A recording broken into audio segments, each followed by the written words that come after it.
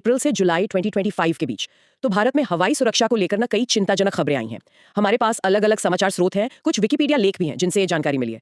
और ये कई तरह के विमान दुर्घटनाओं के बारे में बताती हैं, मतलब एक बड़ी कमर्शियल फ्लाइट से लेकर छोटे ट्रेनिंग वाले विमानों तक। आज हम इन्हीं स्रोतों को थोड़ा खंगालेंगे। मकसद ये समझना है कि क्या ये सिर्फ अलग अलग दुखद घटनाएं हैं या फिर इनसे भारतीय आसमान में सुरक्षा को लेकर कोई बड़ा सवाल खड़ा होता है।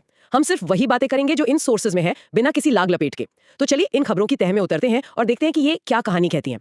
ठीक है, तो शुरुआत करते हैं उस हादसे से जिसने शायद सबसे ज्यादा ध्यान खींचा, एयर इंडिया की फ्लाइट AI-171। ये 12 जून 2025 की बात है।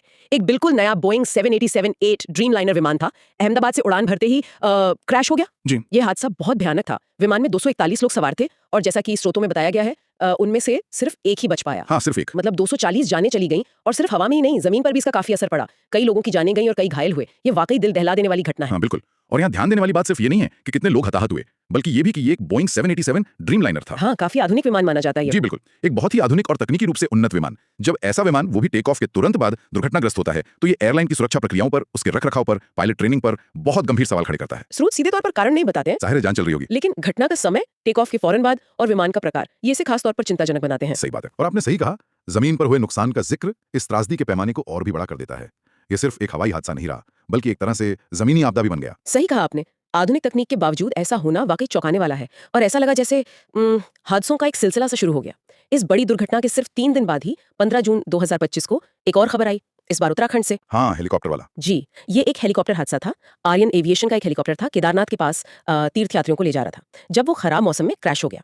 इसमें भी कोई नहीं बच पाया। हेलीकॉप्टर में सवार सभी 7 लोगों की मौत हो गई। उफ। और दुखद बात यह है कि जमीन पर भी एक व्यक्ति इसकी चपेट में आ गया। जी, अगर हम इसे एयर इंडिया वाले हादसे से अलग करके देखें तो ये हमें विमानन के एक बिल्कुल अलग तरह के जोखिम की याद दिलाता है। हाँ, पहाड़ी इलाका। बिल्कुल, पहाड़ी इलाकों में, खासकर उत्तराखंड जैसे हिमालयी क्षेत्र में उड़ान भरना हमेशा चुनौतीपूर्ण होता है। मौसम पलक झपकते ही बदल सकता है। हाँ, बिल्कुल।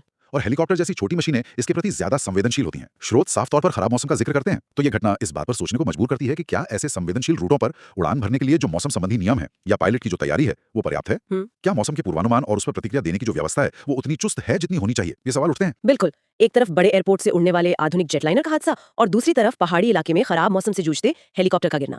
ये दोनों बहुत अलग तरह की चुनौतियां पेश करती हैं। अच्छा, अब थोड़ा रुख बदलते हैं और सैन्य विमानन की तरफ देखते हैं। जुलाई में भी एक हादसा हुआ था, है ना? जी हाँ, जुलाई में भी। हाँ, 9 जुलाई